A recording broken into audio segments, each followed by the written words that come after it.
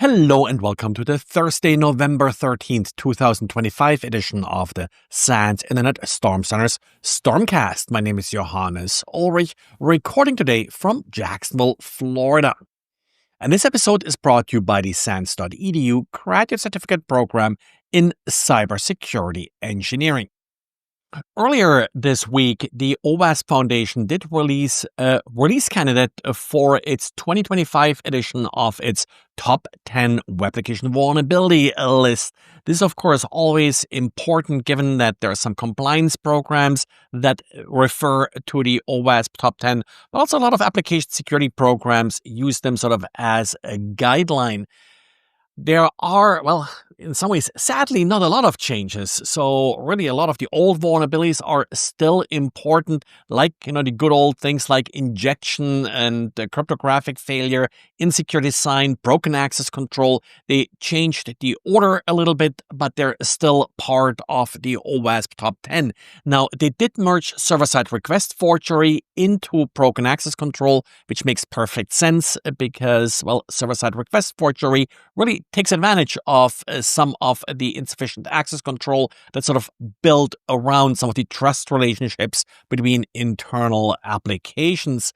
There is also a new one, well, sort of new one that was added, and that's software supply chain failures that used to be called vulnerable and outdated components. However, it's really more than just components, the supply chain. And that's really what they're acknowledging here with that change in naming, that it's outright malicious components, for example, that weren't really covered, at least in the title of the old item. And also things like developer tools and such are often talked about that can lead to a compromise here. And then there's one brand new item that was sort of added as a 10th control here, or a vulnerability, and that's mishandling of exceptional conditions. So overall, how do you deal with failure?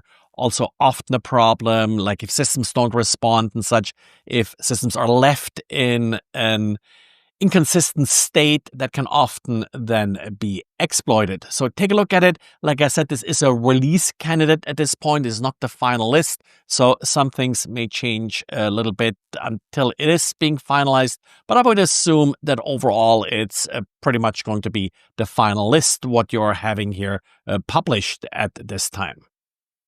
And Amazon published a security blog with details regarding some attempted compromise exploits they have seen that attempted to exploit Cisco and Citrix vulnerability before patches were actually available. These two vulnerabilities were patched in July, so they're no longer 0 days now, but they were 0 days at the time Amazon detected these exploit attempts.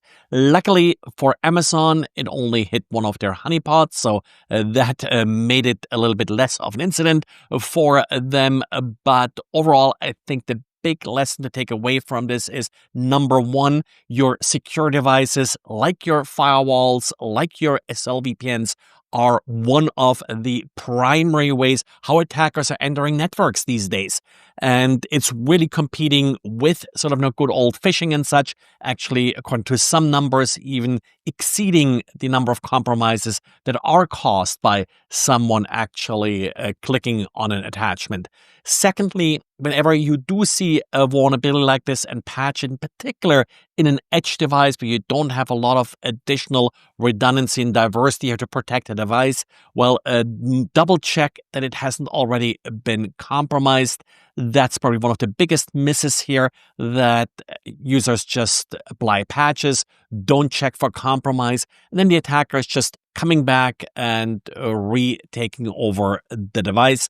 They also, as part of the blog post, this did publish some of the web shells that the attacker deployed here. And detecting web shells really is table stakes at this point. You must be able to do that because that's the payload that you will see deployed using any exploit like this.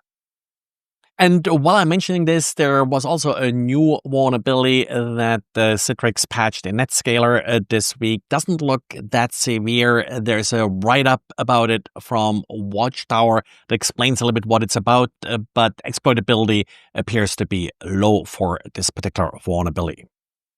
And then if you have a little bit of spare time, because we all have spare time, or maybe management has asked for it, if you're wondering how many of your publicly facing assets are using quantum safe cryptography, there's a neat little website to test for this, qcready.com. It's a little bit like the good old SL Labs website, which I found lately hasn't really gotten a lot of updates, but this particular site just focuses on quantum readiness for your particular website. So neat little test to run and see where you're at. I wouldn't panic if you aren't quantum ready yet, but another thing to check for then is, well, what would it take to become post-quantum crypto ready here and actually be able to deploy those ciphers? This may in some case require a system update, in others for your particular application stack or so, those crypto libraries may not be available yet, but probably good to sort of take a few minutes and take a look where you are at on that respect. Well, and this is it for today. So thanks for listening. Thanks for liking. Thanks for subscribing to this podcast. And as always, talk to you again tomorrow. Bye.